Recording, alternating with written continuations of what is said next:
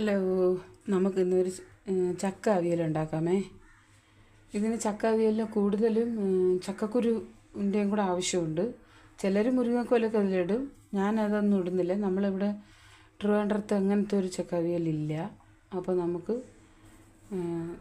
ചക്ക അവിയലിലോട്ട് പോകാം. ആദ്യം ഞാനൊരു ചട്ടി ഇവിടെ അടുപ്പിൽ വെച്ചിട്ടുണ്ട്.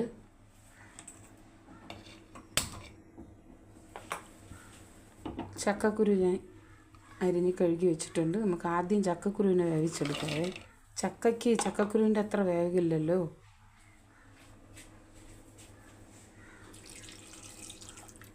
അത് വേവാനുള്ള വെള്ളം ഒഴിച്ച് കുറച്ച് ഉപ്പ് ഇട്ട് നമുക്ക് അടച്ചു വെച്ച് ഒരു 3/4 ഭാഗം വേഗമാകുമ്പോൾ ചക്ക ഇട്ട് കൊടുക്കാം.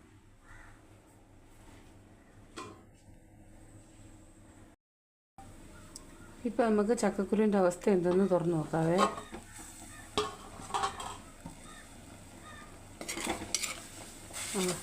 നല്ല വെന്ത് വെള്ളമൊക്കെ വറ്റിയിട്ടുണ്ട്. നോക്കട്ടെ എന്തോന്ന്. നല്ല വെന്തിട്ടുണ്ട്.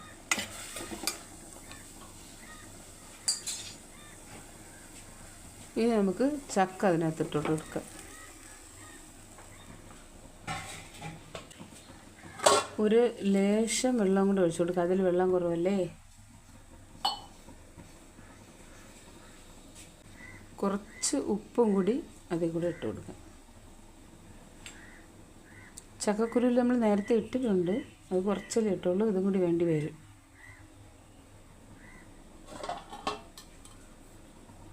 എന്നിട്ട് അടച്ചു വെച്ച് വേവിക്കാം. നമുക്കിതിനിടുന്ന അരപ്പ് തേങ്ങ, മഞ്ഞൾപ്പൊടി, കുറച്ച് മുളക് പൊടി, ജീരകവും വെളുത്തുള്ളിയും കൂടി ഞാൻ ചതച്ച് വെച്ചിട്ടുണ്ട്. കറിവേപ്പില, കുറച്ച് കുരുമുളക്. ഇതെല്ലാം കൂടി ഞാൻ ചതയ്ക്കുന്നില്ല, കൈ കൊണ്ട് തിരുമ്മി എടുക്കാൻ പോകുക കേട്ടോ. ഞാനിത് നന്നായിട്ട് തിരുമ്മി എടുത്തിട്ടുണ്ട്. നമുക്കിനി അതിനകത്തോട്ട് ഇട്ട് കൊടുക്കാവേ.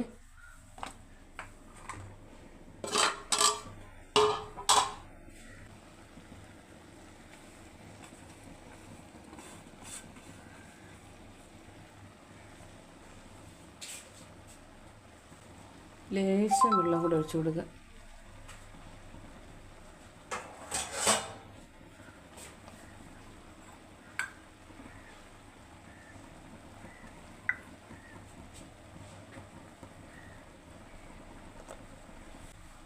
ഇനി നമുക്ക് പച്ച വെളിച്ചെണ്ണ ഇങ്ങനെ ചുറ്റിച്ച് കൊടുത്തിട്ട് കുറച്ച് സമയം കൂടെ ഇത് അരപ്പ് വേകാൻ വേണ്ടി നമുക്ക് അടച്ചു വയ്ക്കാവേ. കുറച്ച് സെക്കൻഡ്.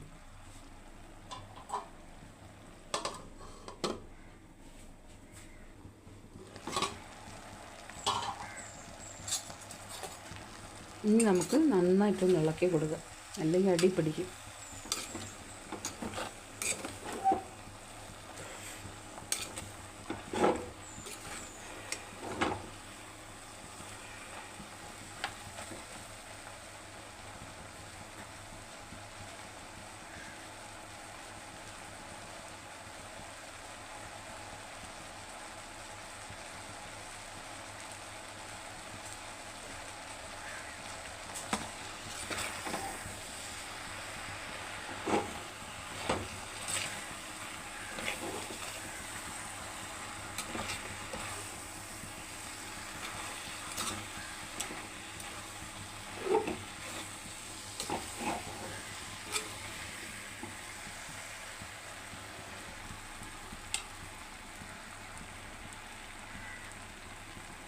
അപ്പോൾ നമ്മുടെ സൂപ്പർ ചക്ക അവിയലിവിടെ റെഡി ആയിട്ടുണ്ട്.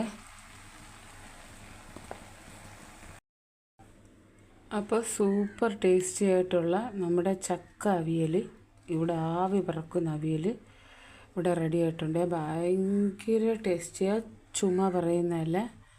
നമുക്കിത് കുതിന്ന് കുറച്ചെടുത്ത് കഴിച്ചാലും നമുക്ക് വിശപ്പ് മാറും. അത് അത്തരത്തിലുള്ള അമ്മാതിരി ടേസ്റ്റാണ്. അപ്പോൾ എല്ലാവരും ഒന്ന് ഇങ്ങനെ ഉണ്ടാക്കാൻ നോക്കുക. അടുത്ത വീഡിയോ ആയിട്ട് വരുന്നവരേക്കും ഓക്കെ, താങ്ക് യു.